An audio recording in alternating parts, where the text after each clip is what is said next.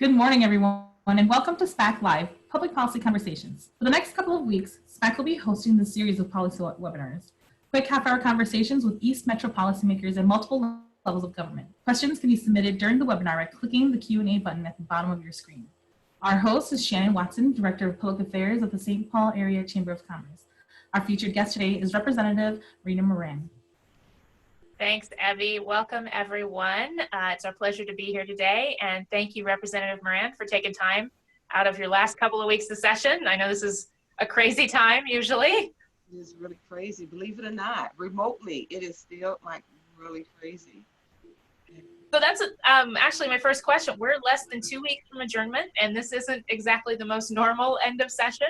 How's it going from your perspective? Quite, to be honest, it started off to be really strange, really weird about this process, learning how we could hold a session, to vote or to bring this whole session back into a legislative process where, we're moving beyond just the COVID-19 peacetime emergency, the stay at home narrative, to really looking at bills that we've been working on prior to COVID-19 and being able to do that and include the legislature in that process.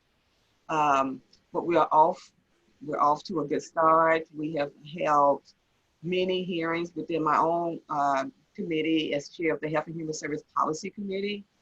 I am putting together an omnibus bill too, just to really help, make, people's lives better across the state of Minnesota.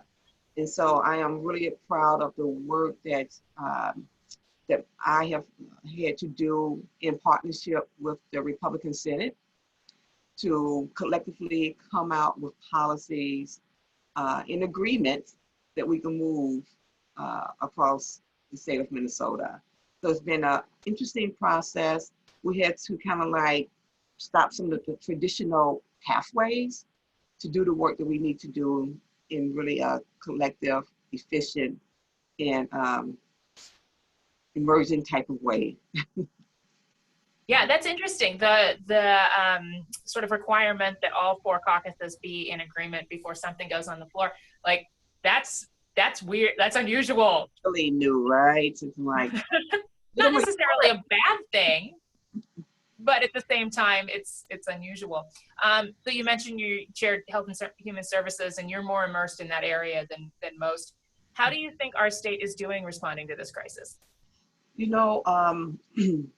I think the governor, and quite frankly, I'm really happy he took it out of the legislative hands. It would have been a little bit more difficult to afford to be an emergency. But I am really happy with the governor putting the lives of citizens in the state of Minnesota first. COVID-19 is so real, and it's something that we have not seen before. Not in my lifetime anyway. And I know we can look back at, what happened back in 1919 with the flu epidemic that just really took over. Yeah. And so those are things that we can learn from and look back and say, this is serious, and look to the CDC and the scientists and those professionals about what we need to do to, and as a person who believes so much in prevention, it's something that we don't really look to a lot, in legislating, how to prevent something from happening, because we usually are reacting to what has happened. Yeah. His preventative executive orders, I think, really helped what could have been for us a New York City, right? So I agree with it. It's been difficult, for myself and so many others when you look at distant learning in our education system. When you look at the impact it is having on businesses and our economy, but we have to make a choice. We want our economy to flourish. We want businesses to do well, but the life and the health of individuals in the state it has to be at the forefront of how we do what we do. Mm-hmm. That's a really interesting point that I hadn't really thought of before, about how a lot of the actions are preventative instead of of reactive. And I know a lot of people are saying, you know, Commissioner Malcolm says a lot that if we do this right, it's going to look like we overreacted. Well, we got plenty to look at. We can look at, you know, China. We can look at so many other places and say, you know, they had these preventative orders in place or processes in place and awareness in place. Because it's taken like real people, residents, to come to the place of feeling, and I don't know if we're there yet, but to feel almost comfortable with putting a mask on. Mm-hmm. And feeling like this is what we have to do, right? Because it can spread, you know, and you can be a carrier of the COVID-19 and, you know, not know it, Mm-hmm. or in contact with someone else, and their body will react differently. They may find themselves in a hospital or on deathbed or, you know, and so it's really, I think, you know, as the chair of Health and Human Service Policy, where we put in health at the forefront of how we legislate, that the executive orders have been good for Minnesota, right?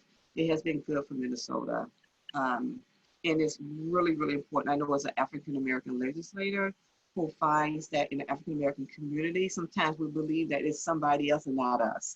It is not going to happen to us, right? And so for us to begin to also realize that no, COVID-19 is no predictor of color, race, income, or anything else. It can happen. Right. That's a scary thought to me, is that I could be a carrier and not know it and affect somebody else. That's honestly, that's the thing that keeps me at home more than the fear that I'll get it. Because my mom lives in Kansas City and she's super high risk. She's in the age demographic and she's got diabetes. And so like, I really appreciate the people who live there who are doing what they're supposed to do to keep her safe. And so I feel, you know, I sort of feel the responsibility to keep everybody else's mom safe. That's right. Absolutely. And it's each one of our responsibility to do that, because it's not something that will just impact you. It can so easily impact someone else. Yeah. You mentioned distance learning, and we've seen that this pandemic and the, you know, sort of the response to it and what we all have to do is affecting different communities differently. And it's really shining a light on some ongoing disparities. What areas are you most concerned about? In regards to a little bit more. Like the distance learning, not all kids have access to high-speed internet, or, you know, they're sharing a computer or anything. I don't know if your committee is dealing with those at all. Well, specifically, we don't. That's more of an educational committee, but education is really important to me. So I know it has, you know, if we're going to do distance learning, the one thing I love about Minnesota is that we have different tracks that a parent can decide and engaging their child with around the educational system. Whether it's a public school, whether it's homeschooling, whether it's a charter school, whether, you know, we can decide what is best for us based on the needs of our child. But all of a sudden, we're saying everyone's going to do online school, because we have online school, and that is really a unique way of learning. And it's not an easy way of being engaged with, you know, reading or what you need to do, right? But now all of a sudden, we've all had to partake in that. Everyone, if you have a child, this is where it's going to be. And so we, you know, access to internet and broadband is not readily available for every child across the state of Minnesota. And so we have to take those things into consideration. That is really important to me, that we give every child access, every home access to broadband, and ensure that they have an iPad or Chromebook or something to do the learning, right? But it's also a problem for many parents who also are now the teacher of their child at home. And let me tell you, as a grandmother who have a 6-year-old here, that is not an easy process. I think all the teachers in the world are getting extra appreciation right about now from parents who are parent teaching. Absolutely. It's not an easy process. So, you know, I'm really concerned right now for some kids are more readily capable and able to do some of that self-learning by themselves, and their parents who've been engaged is maybe more easier for them, maybe, because it's nothing like being the teacher and having someone else be the teacher. But for like the low-income communities, those who are on an IEP or on a 504 plan, or looking at ELL students, English language learners, it's more difficult, right? And for those parents, it's even more difficult to now all of a sudden to be the teacher of their child. And so I'm really, really advocating for, right now I'm working on a last draft of a bill that is really helping to support in many of our communities. You have the nonprofit who are on the feet on the ground, who are connected to communities and connected to families. They're trusted in those entities, especially in the urban core. My district is nothing but a district of nonprofits, right? And so, and how they can also assist the teachers, assist the school to be that additional resources for parents and children, to make sure that those entities that I just spoke about would not fall further behind, and the disparities, educational disparities, expand even more. So I think we just really need to be conscious of, what we have, the burden in some instances that we have put on families and children to do online learning, and that, we all need support. We all, and so I want just to make sure that, looking at, as we go into the end of the school year, as we go into the summer, and we know what summer can mean for so many kids, losing that growth that has happened during the school year, that they're able to maintain that. As we say, and if we say stay at home any longer, we're going to lose our mind, that there's an entity that there that can help them stay focused on their growth, development, social and emotional development. Some of this is about social and emotional, taking care of yourself and your well-being, and that there's some way to do that in a stay-at-home environment. Right. I love hearing that from the governor, that's one of the areas. We're looking at health and safety, we're looking at economics, and we're looking at well-being.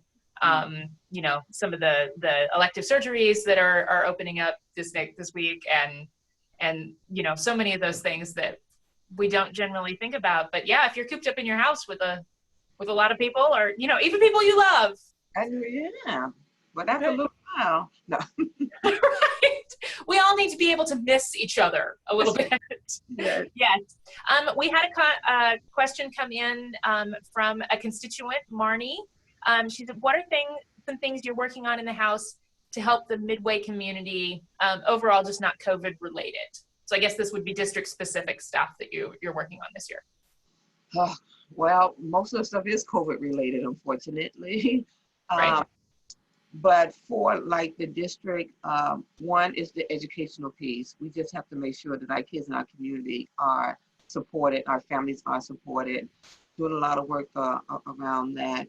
When we look at, for instance, my district is a district of mom and pop shops.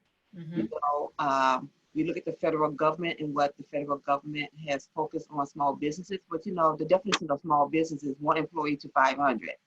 So for some of us, right. So I am really more focused right now on those micro small businesses and how we get the grants and the forgivable loans to those businesses in the district. We also have like little mall areas in our district where there are many stores who are leasing space. They're up against hard times too. And so how do we do some support for those small businesses who are leasing space, mm-hmm. right? And because we didn't give any moratorium on those type of businesses, and they can easily lose that space and lose their business if we don't pay attention to that. So we really, we're doing a small business emergency grants that we want to put out for businesses and not just loans, but some grants. because when you are really being challenged by not being able to open your business, your establishment, alone is not another thing that you want at this time. And so really working to support those micro businesses. And, you know, I'm doing a lot of work in partnership with the city of St. Paul and with Ramsey County, because what we cannot do legislatively in kind of a quick, easy, fast way, I want to make sure that I am part of a coalition along with the mayor and others who are looking at how we can support residents right here in St. Paul, right here in the district, to make sure that we're doing our due diligence, whether it's around health, you know, closing the parks and not, you know, gathering in spaces for the safety of those young people who sometimes feel that they are invincible. Right. Carrying, they could be a carrier and they're taking it back to their grandmother and others who may have high blood pressure, who may be diabetic, who may have asthma, who may have heart disease, you know. And so those partnerships that I'm working with, just to make sure that locally we're doing things that we cannot always do in a quick way at the state level, that those ideas and those processes are happening locally with the city of St. Paul and with Ramsey County. I have noticed that it seems like, you know, I know the different levels of government always do sort of work together, but it seems like those coordinations and those communications are more public now, in a really good way. In, you know, different levels of government have different jurisdictions and things that they can do, and sometimes you need to partner, and sometimes you need to hand something off because you don't have power in that way. That's right. And for me, you know, partnership and relationships is like #1 key for me. I think that's how we move things, how we get things done. You know, I believe in doing my work through more of a comprehensive way. You know, I could never look at education without looking at like healthcare or jobs, or because they all interconnect. And Yes. so I believe that same process in working with the city and the county. You know, our work that we do are interconnected, and it impacts the same population. So we need, and we don't want to, you know, do things where we are wasting dollars, where we're doing it, you're doing it, and, you know, it's like, how can we do this work together too? Yeah, and not overlapping those services. I appreciate that as a taxpayer, as a constituent. This situation has brought about a lot of change, and we usually talk about change as a bad thing. But I'm wondering if there's been anything new or different that you've taken from this experience so far that might be an opportunity for good change. You know, I think change is always good. You know, I think sometimes, well, maybe not always, but often. I like change if I make the change. If other people are making the change, I'm like, oh, I don't know. If I'm making the change, I'm all about it. Yeah. I mean, like legislatively, when we look at statutes that happened in the 1800s or in 1912, I was just working on a bill yesterday with Ramsey County, looking at child support. And the table that we use for child support hasn't been changed since 1970. And it's right. And so in 2016, we brought together a task force to look at the table for child support, because what we found is that those who have the less income were paying more into child support, where they were not even able to take care of themselves, right? And so the inequity was just, it just wasn't right. We have policies that say us that if you can't pay the child support, where those payments are so high, that, you know what, we're going to take your license away. Yeah. Man, so how are they supposed to get to work to, right? And right, so, to increase their income to pay the more child support. Yeah. Mm-hmm. Absolutely. So things like that, you know, back in 2019, I was doing a lot of work locally and national around telemedicine. And we was talking about how we need to move into that space as we was grappling with, privacy, right? How much of your information is going to be shared, right? Because that's all the question, right? Not knowing that healthcare professional, if they can look into a computer and see your history, how fantastic is that? And I know it's important because last session in 2019, for the first time ever, I caught the flu. During session? During session. Oh. idea what it was. You know, I was at home in the bed and I got a call from another legislator who was asking me some other. I'm like, this is how I feel. I'm hot. I got chills. You know, and he was like, you have the flu. And I was able to pick up my phone from my bed, call my healthcare physician, who said to me, go online and fill out this information. We'll take a look at it, and then we'll call you back to get the guess about what's going on with you. They did that and they said, absolutely, you have the flu. We're going to prescribe, I can't remember what it is, but it wipes out a flu, you know, but I was able to, you know, have this conversation with them. They saw my history. They knew what type of medication I had. They prescribed me medication for the flu. I called my son up and said to my son, I need you to go pick up my prescription because I don't want to infect no one else. Right. Picked it up and brought it to my home, and there he was. I laid in my bed for the next 2 or 3 days. So telemedicine is doing now what we thought would take a little while to do, right? In those rural communities where, you know, you don't have a physician near, it may have to drive an hour away, you know, to see a physician. It is doing now what we never thought would happen in such a quickly speeded type of way. So I'm loving that. Technology. We are forced to use technology and get things done in a way that, you know, we thought we had to have like 50 meetings in person, you know. And so I do like that process. The only thing I don't like right now is the distant learning piece. And so we'll work on that. But, and I think looking after our own well-being, I think we're more in tune. And it's given us a chance, for some of us, to reflect, have more time with family, even though sometimes we need our space, but it's given us some time to, I think for me, maybe I can just speak for me, you know, to look at some self-reflections about next steps, what I need to be doing, maybe even look at my house and say, you know, I can do some extra stuff around my own home right now, locally. And so with the stay at home, you know, with how we may feel stuck, it has had its high points and the good points too. And I think we're going to look at how we do things differently, you know, as we move forward into, you know, fall of 2020, looking into 2021. I know legislatively, I'm definitely looking at these through a different lens. That's really interesting. We'll get another question from, I'm not sure if this is constituent, but because it's not identified, but since everybody is not at the Capitol, what's the best way to still participate in the process? So with our legislative process, and now we're doing committee hearings, we have been really good about still notifying the public. I mean, that information is still readily available for folks to know that this hearing is going to take place. We need public input. If you, just like the regular process, if you want to testify, contact so-and-so. I am so happy that we still have that process in place, because the one thing that I don't want to happen is that we're doing things behind closed doors, or we're making decisions around closed doors. You know, as much as happy as I am that the governor, I think the governor's doing a good job of keeping us safe in the state of Minnesota.